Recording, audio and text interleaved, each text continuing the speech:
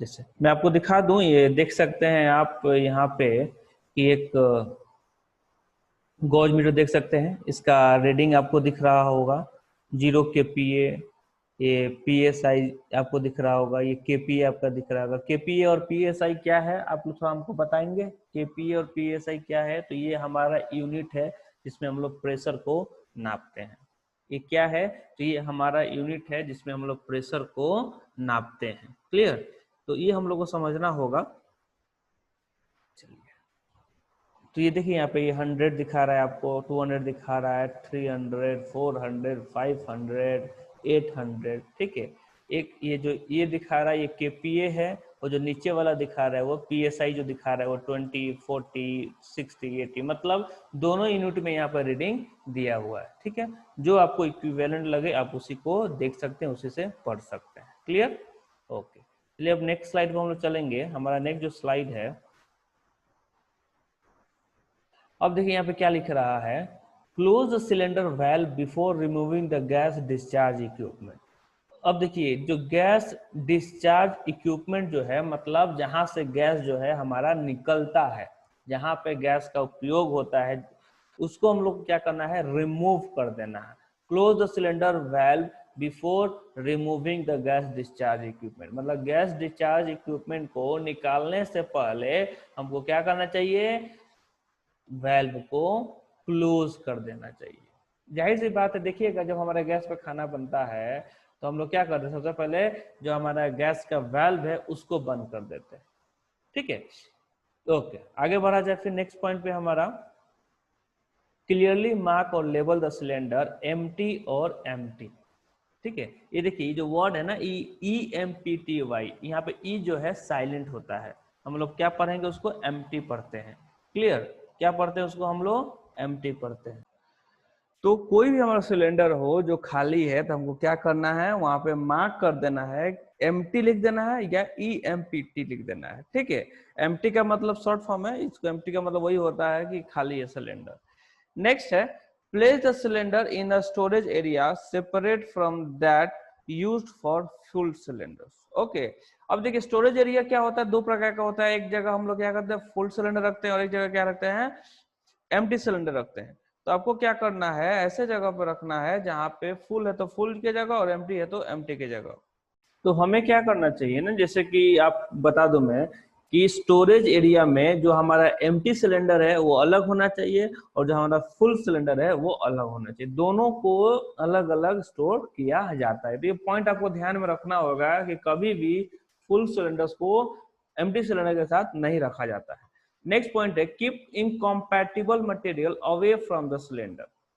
देखिए कभी कभी क्या होता है ना कि हम लोग, आप बता दो मैं, ऐसा आम भाषा में बताया जाता है कि एक ही जाति या एक ही प्रजाति का चीज एक साथ रखना चाहिए।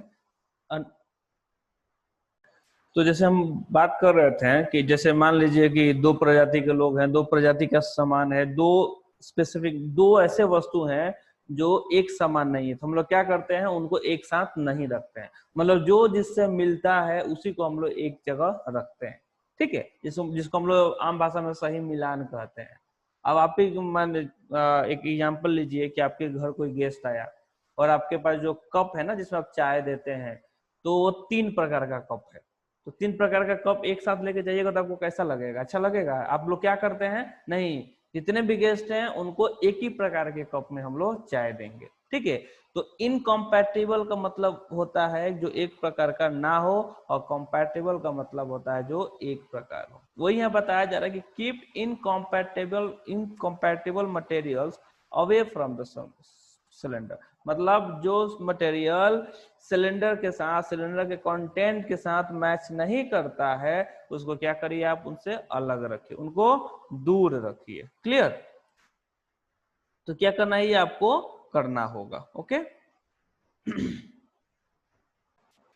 नेक्स्ट पॉइंट पे बढ़ा जाए अब बिना टाइम वेस्ट किए हुए। हमारा नेक्स्ट पॉइंट क्या है, ओके, यहाँ पे है, notify the gas supplier if the cylinder or any part of it is damage or defective, contaminated or may have been exposed to a possibly hazardous condition such as a fire or electric arc।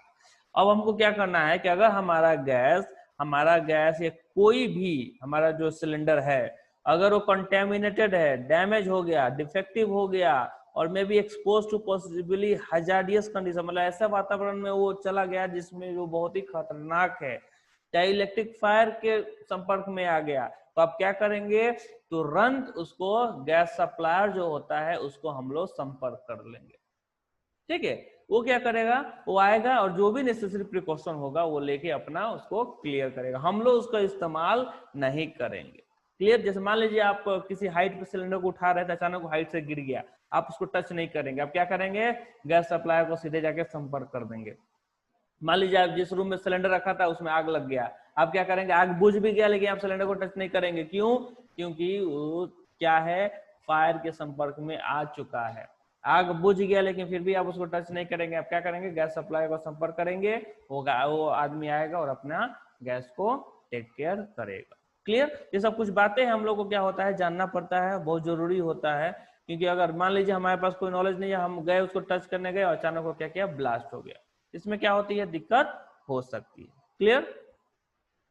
अब देखिए यहाँ पे एक question है, आप लोगों को समझना होगा क्या, why the valves on all empty cylinder should be kept close. जैसे ये सवाल आप लोगों से है, मैंने बताया है कि सिलेंडर के वेल्व को क्लोज क्यों करके रखना चाहिए हमेशा, इसका डिस्कशन हम लोगों ने पीछे स्लाइड में किया भी है। आप लोगों को क्या है, अभी थोड़ा सा दिमाग लगाना होगा, दिमाग पे जोर डालिए और इसका आंसर निकालिए। क्लियर। ओके।